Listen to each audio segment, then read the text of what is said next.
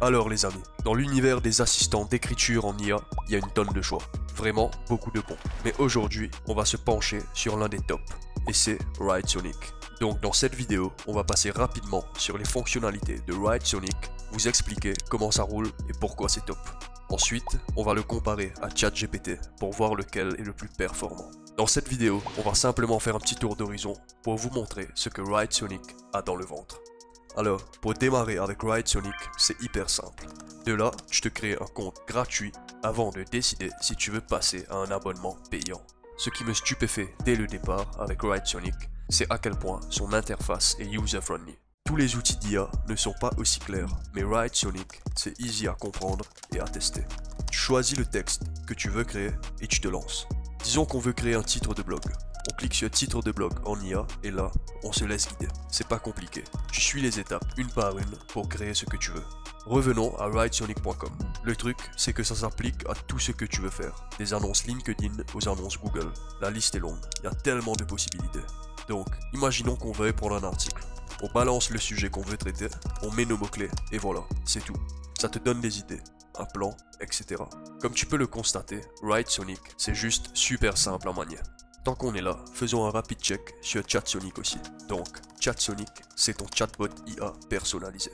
Et puis, ils ont aussi un truc appelé BotSonic. Si tu cliques là, c'est leur chatbot IA conçu pour discuter avec les clients. Franchement, il y aurait de quoi faire un tuto complet dessus, tellement il y a des trucs à dire. Mais bon, je vais pas trop m'attarder dessus. Bon, passons vite fait aux tarifs. Sur un compte d'essai gratuit, tu as droit à 50 générations gratuites par jour. Donc, avec le plan pro, tu peux ajouter des fichiers PDF, pages web, etc. Ensuite, tu as le plan individuel à 16,67$ et le plan équipe à 25$. Franchement, tu vois, c'est hyper accessible niveau prix. Si tu as envie de switcher vers un plan pro, c'est easy. Tu vas juste tout en bas, là où c'est marqué mettre un niveau, tu cliques dessus et hop. Tu peux choisir entre mensuel et annuel bien sûr. Un truc à noter, les plans ChatSonic Pro, individuel et équipe utilisent GPT-4. Donc, si tu fais beaucoup d'articles et que tu veux des textes de qualité, je te conseille d'opter pour le choix d'un plan. Alors, j'ai mentionné le face-à-face entre ChatGPT et WriteSonic, les mettre sur le ring et voir qui sort vainqueur. Donc, ce que je vais faire, c'est balancer une description de produit pour te montrer comment ça fonctionne. Alors, direction les descriptions de produits. Franchement, c'est du lourd. J'ai moi-même utilisé pas mal de cet outil. C'est fou ce qui peut sortir de là. Pour la description de ces produits, c'est vraiment top. Allez, on va se pencher sur la conception de site web Shopify. Et ensuite, jetons un coup d'œil rapide aux caractéristiques du service. Voici un petit aperçu de ce qu'on propose avec notre service de conception de site web Shopify. Maintenant, en ce qui concerne le ton, tu peux choisir le style de description qui te convient. Donc, tu peux juste adapter ça à ta propre boîte. Moi, comme je n'ai que la version gratuite, je ne dispose pas de cette fonctionnalité. Donc, je vais laisser comme ça. Bon, maintenant, passons aux mots-clés. On va balancer Shopify, développement, conception de site web. Ça devrait suffire pour nos mots-clés. Si t'es pas sûr des mots-clés à utiliser, tu peux toujours faire une recherche de mots-clés. Pour la conception de site web, voici quelques mots-clés couramment utilisés qui pourront t'inspirer. C'est un outil puissant dans WriteSonic, donc autant en profiter. Mais bon, pour le moment, on va juste se contenter de cela pour simplifier. En bas à gauche, tu as le nombre de prompts que tu veux générer. On va en faire 3 et puis on lance.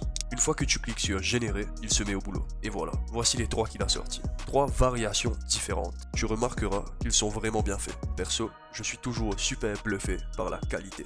Ok, voilà nos 3 prompts. Donc, passons maintenant à ChatGPT en lui donnant un prompt similaire à celui que j'ai utilisé dans WriteSonic. Et voyons ce qu'il nous propose.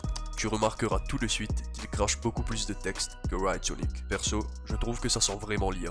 Tu vois ce que je veux dire. Et il n'a pas cette personnalité que tu as avec WriteSonic. Et c'est un truc que j'apprécie avec WriteSonic. Ces différentes personnalités dont on a parlé. Tu peux vraiment ajuster ton texte à ton public. Genre, un texte pour une boutique de fleurs locales aura une vibe bien différente de celui pour une agence de développement web. Donc, pouvoir les adapter, c'est hyper important.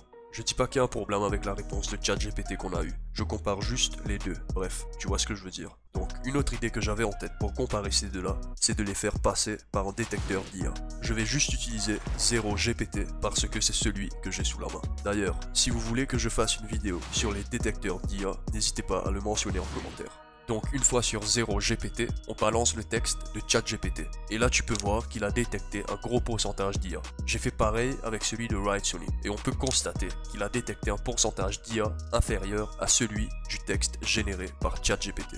Donc là, direct, tu remarques qu'il sonne un peu plus naturel et humain, ce qui est cool. Surtout si tu utilises ça pour ta boîte pro. Avoir un truc qui donne pas l'impression d'avoir été pondu par une IA, c'est un vrai plus. Alors, entre ChatGPT et Write/Sonic, je dois donner la victoire à Write/Sonic. L'interface utilisateur est incroyablement intuitive et les outils qu'il propose sont vraiment puissants. Pour moi, Write/Sonic, c'est clairement le gagnant. Voilà, c'est les bases de Write/Sonic et comment l'utiliser.